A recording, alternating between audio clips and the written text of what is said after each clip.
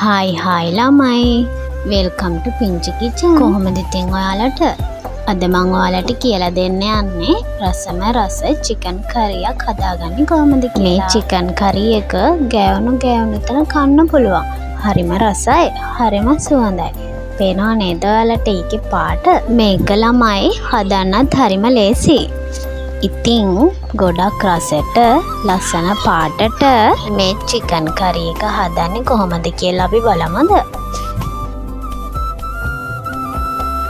මුලින්ම ළමයි මේ විදිහට පෑන් එකක් අපි ලිපේ තියාගෙන ඒකට මිරිස් කුඩු මම නම් මෙතන මිරිස් කුඩු තේ හැඳි 4ක් විතර දාගන්නවා. මොකද මම ගත්ත චිකන් ප්‍රමාණය අනුව. ඊළඟට මම අමු 3-5 කුඩු මෙතන මේ හැන්දෙන් 3ක් දාගන්නවා.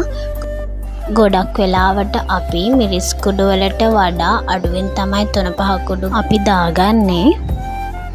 ඊළඟට මම මේ විදිහට මේ දෙක බැද ගන්නවා. මේ වැඩේදී අපි ලිපේ ගින්දර ගොඩක් අඩුවෙන් තමයි තියාගන්න. ගින්දර වැඩි වුණොත් මේක ඉක්මනටම කරවෙන නිසා අඩුවෙන් ගින්දර තියාගන්නවා නම් තමයි හොඳ. මේ තියෙන්නේ මම බැදගත්තු මිරිස් 3-5 ටික. මන්ට ඕන පාටට දැන් ඇවිල්ලා තියෙන්නේ. මේ විදිහට කරගත්තාම චිකන් එකට ලස්සන පාටක් එනවා වගේම මිරිස් කුඩු වල තියෙන අර අමුරහත් නැතුව යනවා. ඊළඟට මම බෝල් එකක් අරගෙන මට ඕන චිකන් ටික මේකට දාගන්නවා.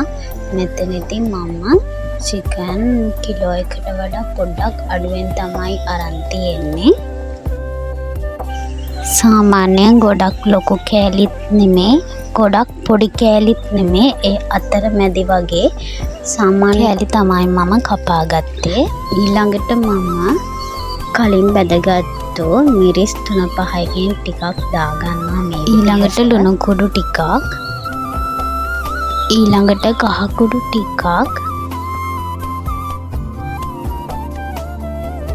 ඊළඟට ගම්මිරිස් කුඩු ටිකක් එකතු කරලා මම මේක මේ විදියට හොඳින් අතින් අනා ගන්නවා. මම කෑල්ලෙම මේ දේවල් වදින විදිහට හොඳට අත ගා ගන්න ඕනේ.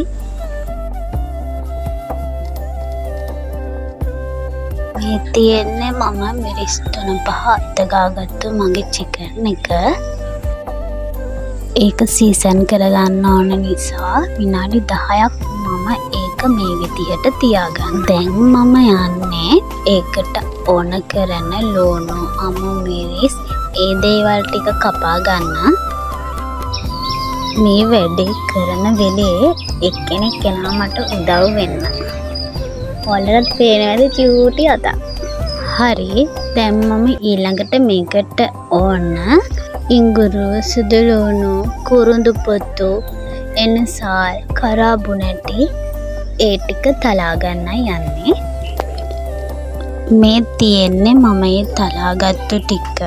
දැන් මම චිකන් එක හදාගන්න ඕන කරන හැමදේම මේ විදියට ලෑස්ති කරගන්න. ඊළඟට මම මේ විදිහට වළඳක් ඉපේ තියාගන්න. මේ වගේ දේවල් හදද්දී අපි මැටි වළඳක් තෝරගන්නවා නම් තමයි හොඳ.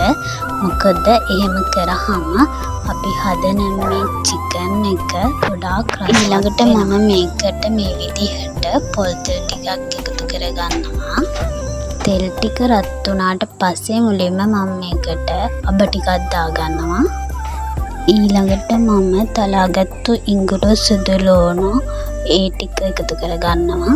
ඒ ටික තෙලේ ටික වෙලාවක් ටෙම්පරාදු වීගෙන එනකොට මම මේ විදියට ලුණු ටිකත් එකතු කරගන්නවා. ඊළඟට අමු මිරිස්, රම්පා, කරපිංචා මේ ටික එකතු කරගෙන මේ විදිහට කූරු ගගා තෙලේ ටිකක් ටෙම්පරාදු කරගන්න. මේ විදිහට අපි ඒක ටෙම්පරාදු කරගන්න ඕනේ මේ වගේ පාටට.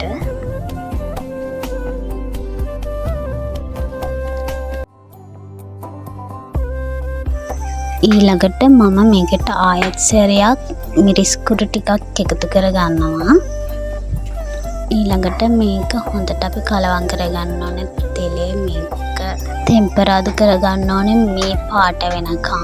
ඊළඟට අපි සීසන් වෙන්න තියපු අපේ චිකන් ටික මේකට මේ වෙලාවේ එකතු කරගන්නවා.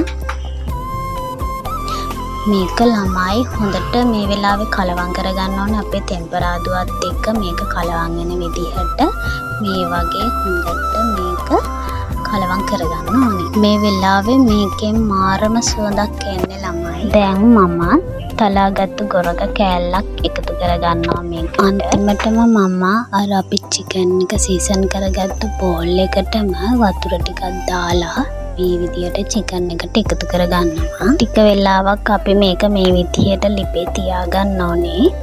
ඔන්න දැන් මේ වෙලාවේ අපේ චිකන් එක හරි ළමයි. පේනවා නේද? ලකිත්තිත් රස පාටයි නේද? ඒ වගේම තමයි මේක මාරම රසයි ළමයි, මාරම සුවඳයි. ඉතින් ඔයාලටත් පුළුවන් මං වගේම චිකන් එකක් මේ විදියට හදලා රස බලන්න. ඔයාලත් හදන්නේ මේ විදිහට නම් චිකන් ලයික් එකක් දාගෙන යන්න ළමයි.